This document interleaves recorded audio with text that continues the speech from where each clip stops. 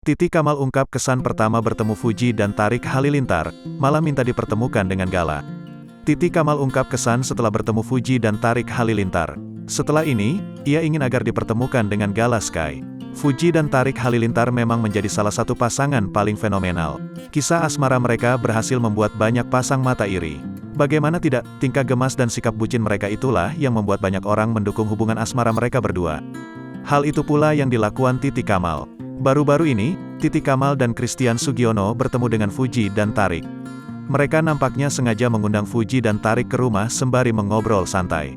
Titi Kamal pun mengungkapkan kesan pertama saat bertemu dengan pasangan sejoli ini. Lewat unggahan terbarunya di Instagram, Titi Kamal mengaku gemas hingga teringat akan masa-masa pacarannya dulu dengan sang suami.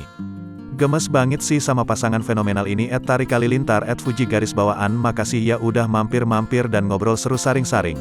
Berasa inget zaman pacaran sama Sugiono dulu, tulis Titi Kamal di kolom caption, dilansir Tribun Style pada Rabu, tanggal 8 Juni tahun 2022.